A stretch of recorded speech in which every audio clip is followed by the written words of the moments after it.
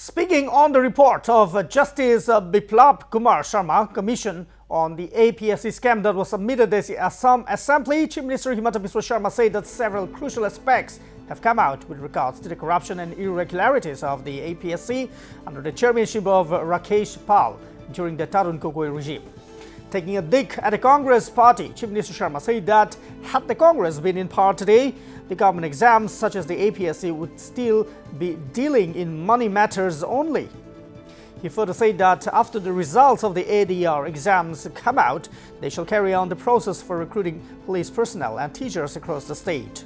Let's go ahead and listen to what Chief Minister Himanta Biswa Sharma said on the issue. ন্যায়াধীশ শৰ্মাৰ প্ৰতিবেদনখনলৈ যেতিয়া চকু মেলি চাওঁ বা আমি যদি আৰু এবাৰ দৃষ্টি নিক্ষেপ কৰোঁ এনেকুৱা এটা সময়ৰ আমি উমান পাম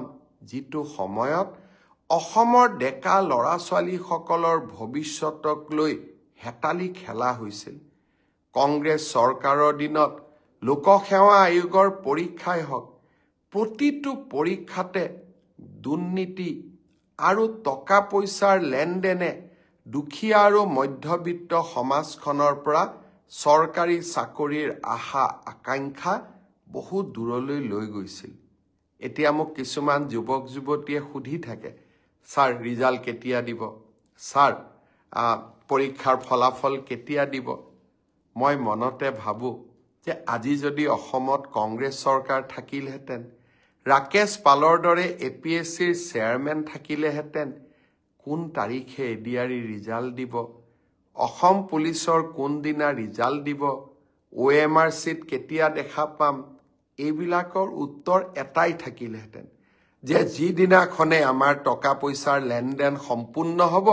সিদিনাখনে আমি ৰিজাল্ট দিম এইটোৱে কংগ্ৰেছ চৰকাৰ যদি অসমত থাকিলেহেতেন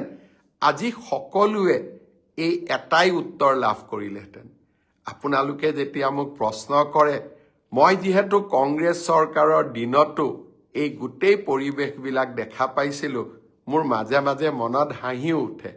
আৰু মাজে মাজে মই চিন্তাও কৰো যে আজিও যদি অসমত কংগ্ৰেছ চৰকাৰ থাকিলেহেতেন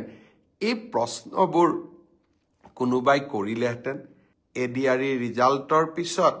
লাহেকৈ মাৰ্চ মাহৰ ভিতৰতে আৰু পাৰিলে আৰু আগতে অসম পুলিচৰ পৰীক্ষা আৰু